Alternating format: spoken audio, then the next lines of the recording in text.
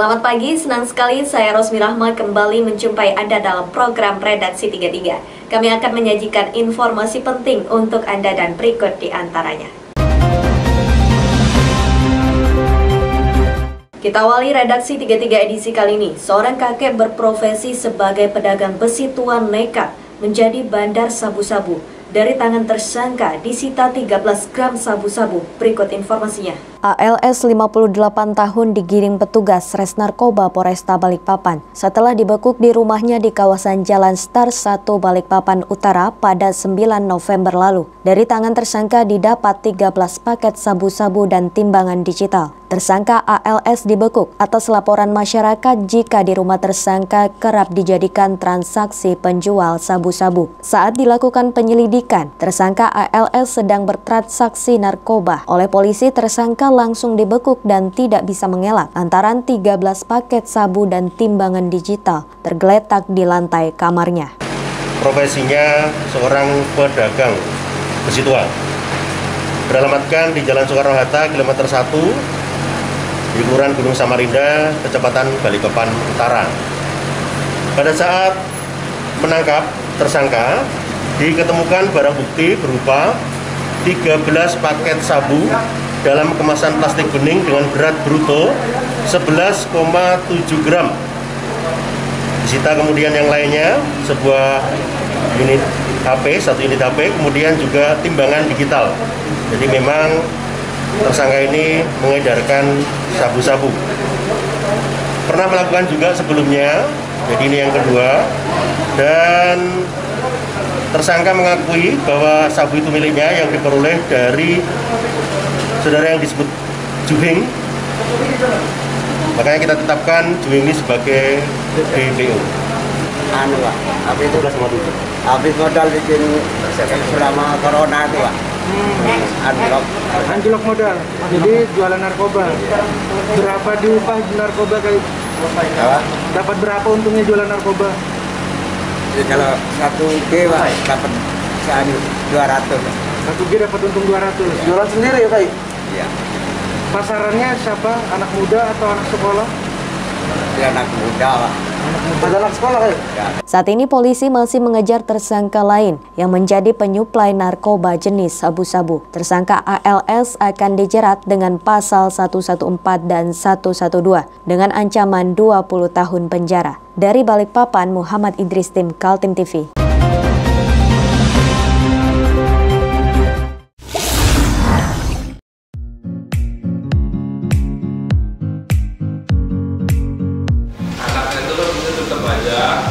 Cara mudah beriklan digital di Kaltim TV.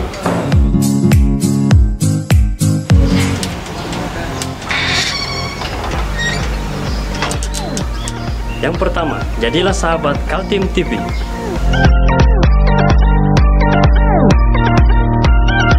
Dengan Rp1.000.000, para sahabat mendapat 20 kali tayang di slot berita kamu.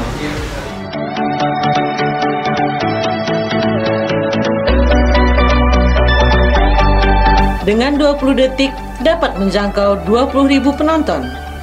Anda beruntung karena mendapat kesempatan perdana dari kami. Ayo jadilah sahabat Kaltim TV.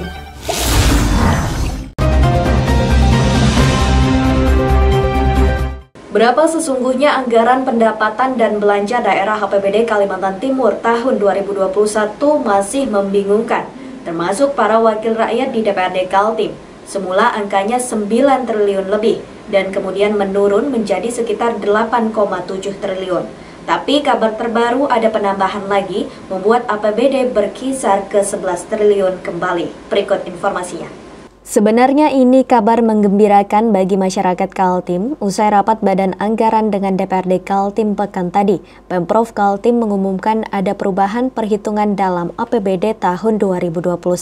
Dari sebelumnya hanya tersisa sekitar 8,7 triliun rupiah, kini menjadi sekitar 11 triliun, atau justru naik dari APBD Kaltim tahun 2020 yang sudah disahkan sebesar 10,83 triliun.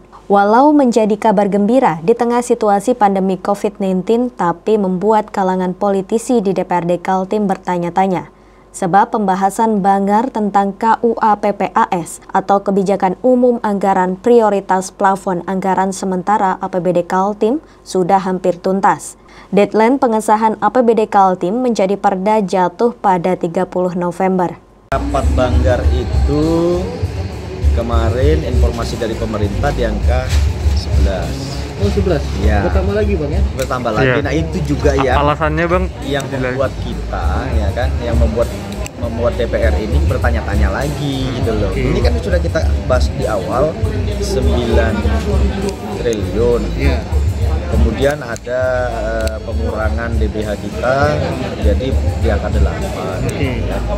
Di angka 8. Kita utak-atik di angka segitu, kemudian tiba-tiba muncul 11 itu kan. Saya bilang waduh, nggak bisa juga ini belum perlu penjelasan mendalam lagi terkait itu kan. Penambahannya dari mana belum tahu juga Bang sumbernya. Sumbernya dari Silpa, 2 triliun. Oh, Silpa 2 triliun. Jadi angkanya yang terakhir tuh sekitar 11 triliun Bang. Berarti menjadi alasan tambahan. Iya, tambah. Tangan KUA PPS-nya tertunda Bang ya. Iya. Nah memang rapat Banggar dengan TAPD kemarin masih terganjal dua hal itu. Dan angka akhir pendapatan. Terjadinya perubahan APBD Kaltim tahun 2021 disebut-sebut karena masuknya silpa atau sisa lebih perhitungan anggaran. Sementara saat awal disusun anggaran, Pemprov hanya memasukkan komponen pendapatan dari transfer pemerintah pusat serta pendapatan asli daerah. Sementara silpa tahun 2020 angkanya cukup besar, sebesar 2 triliun rupiah. DPRD Kaltim masih membahas terjadinya perubahan APBD menjadi 11 triliun. Perubahan itu juga akan diikuti dengan penambahan struktur belanja. Tim Kaltim TV, Heriman melaporkan.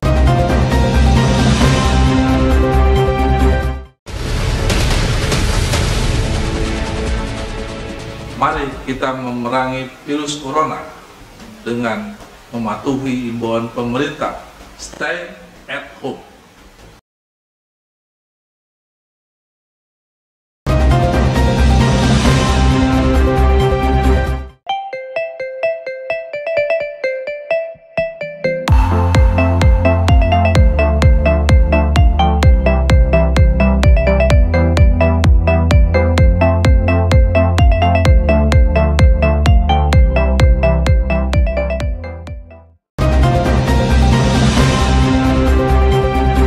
Kita beralih ke informasi selanjutnya. Bekas tempat penampungan ikan disulap menjadi lokasi kolam renang laut dan dijadikan lokasi lomba renang menarik perhatian warga. Lokasi tempat penampungan ikan yang sudah tidak terpakai ini dijadikan sebagai lokasi untuk lomba renang oleh anak-anak hingga remaja di kawasan pemukiman atas air Balikpapan Barat. Lomba renang laut menarik perhatian warga dan dilakukan setiap menjelang sore hari. Berenang di laut di kawasan pemukimannya warga ini sudah berlangsung sejak 1 bulan terakhir dan dilakukan setiap menjelang sore hari. Bukan hanya warga sekitar, ada juga yang datang dari luar Balikpapan Barat untuk menjajal berenang di kolam laut eks lokasi pelelangan ikan. Dengan berenang di laut lebih bebas dan seru, serta gratis daripada berenang di kolam renang. Yang beneran sama di air laut bedanya apa Mas? Lebih seru di air laut sih. Pertama gratis, terus orangnya lebih rame, dan terus pokoknya seru lah. Udah kayak di kolam bayar, sepi. Terus kalau misalnya di kolam kita renang aja, orangnya banyak, udah nggak bisa berenang di mana lagi. Kalau di laut coba lihat, ini di sini rame bisa di sana. Biasa Bulanan lah. Bulanan. Biasanya apa yang ikut orang warga sini aja atau ada warga luar? Ada warga luar gitu. Apa yang dilombain biasanya? Cuman gaya bebas atau? Kecepatan renang aja. Oh gitu. Berapa meter sih jarak ini? Ini setengah lama. 25 meter. Dalam nggak? Kalau dalamnya sekitar 2,5. Nah yang bedain ini sama di kolam renang beneran ini kan air laut nih. Ya. Kalau lebih gimana? Lebih seru di sini ya? Kalau iya seru di sini, cuman kan kalau di kolam biasa orang renang berat karena di sini ada kadar garamnya, jadi orang yang sering renang di kolam renang di sini jadi enteng. Kolam laut ini menjadi tontonan seru warga sembari menikmati pemandangan laut setiap sore yang didapati secara gratis. Dari Balikpapan, Muhammad Idris, tim Kaltim TV.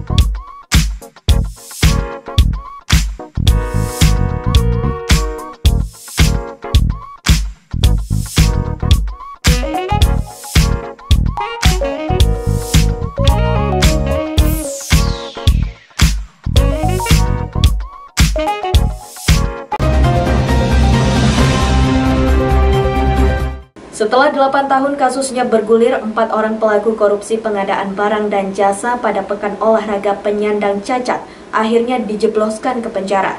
Namun demikian, jaksa tetap mengajukan banding karena vonis selama setahun oleh hakim dinilai terlalu rendah dibanding tuntutan jaksa. Keadilan harus ditegakkan. Pekan tadi, 4 terpidana korupsi yang terdiri dari pejabat pengadaan barang dan jasa Pekan Olahraga Penyandang Cacat atau disingkat PORPC, dimasukkan ke sel penjara rutan kelas 2A Samarinda.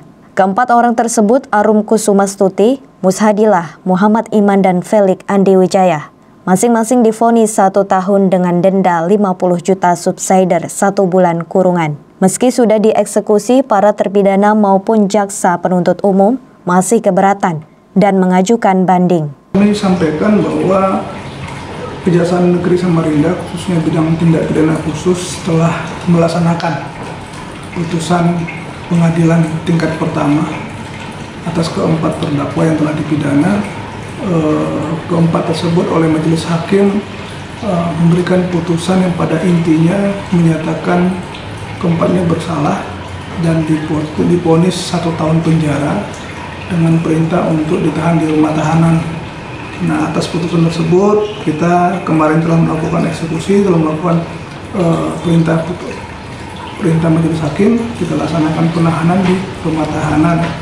Itu ada. Kasus korupsi itu mulai bergulir tahun 2019 lalu setelah terkatung-katung selama lebih dari 7 tahun. Sebelumnya Ketua Panitia PORPC Ardiansyah dan Bendahara Taufik Susanto dihukum 8 dan 6 tahun dengan kerugian negara sekitar 3,6 miliar rupiah. Jaksa penuntut kemudian mengadili lagi 4 pejabat pengadaan yang diduga membantu perbuatan korupsi itu. Jaksa menuntut masing-masing 4 tahun, namun keempat pejabat tersebut divonis 1 tahun. Atas vonis tersebut, jaksa mengajukan banding ke Pengadilan Tinggi Kaltim.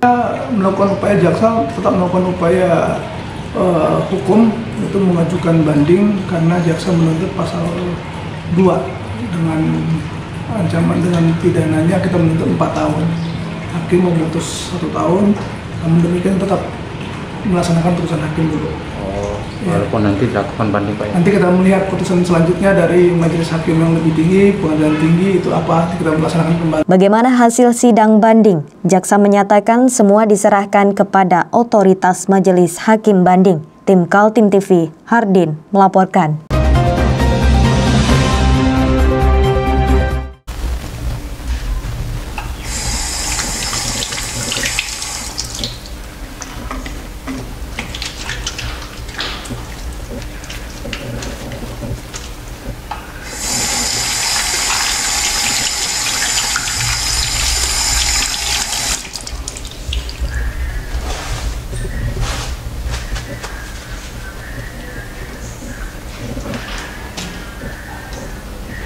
Meskipun di rumah saja, kita tetap selalu menjaga kesehatan, cuci tangan, menggunakan hand sanitizer. Ingat, mulailah dari diri sendiri.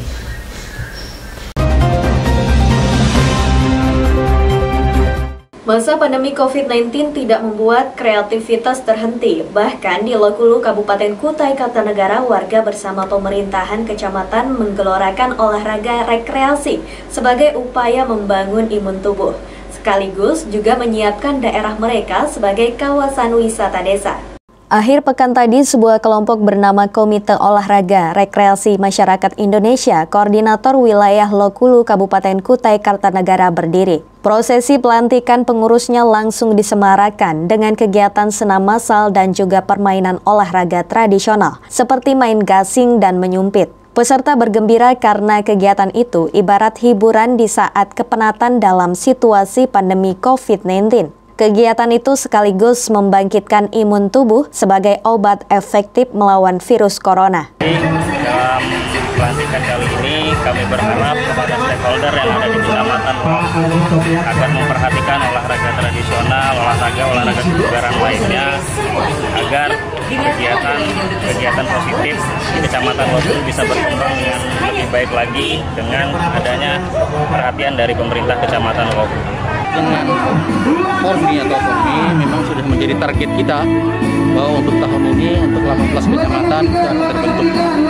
Karena memang ketika kita melakukan pembentukan Korwil wilayah kecamatan Kormi masing-masing 18 kecamatan, memang kita selalu mencoba melakukan proses pelantikan dengan dirangkai dengan beberapa kegiatan. Dua sasaran utama hadirnya Kormi di Lokulu. Pertama, sebagai upaya menyehatkan warga melalui kegiatan olahraga tradisional. Dan yang kedua, untuk membangkitkan sarana-sarana wisata desa agar diminati warga.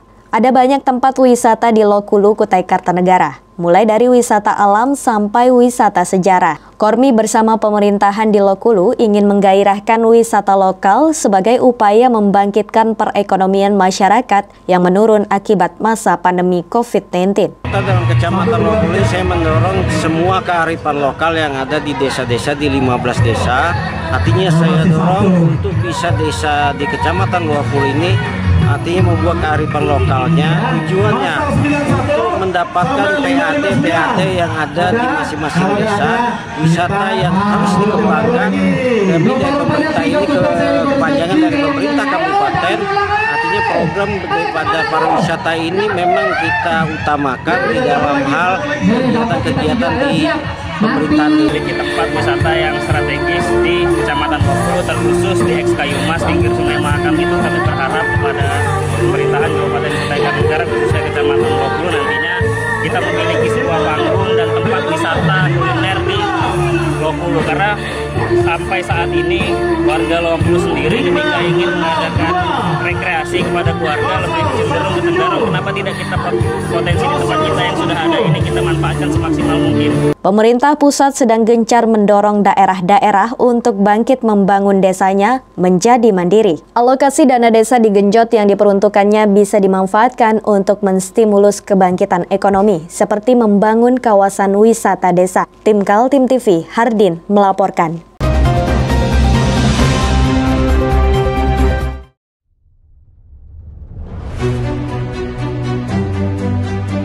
Hari ini kita ada kegiatan untuk membungkus sembako untuk dibagikan ke masyarakat yang membutuhkan karena COVID-19 ini. Semoga kita sukses semua. Harus kerjasama yang bagus. Pancasila! Pancasila! Pancasila!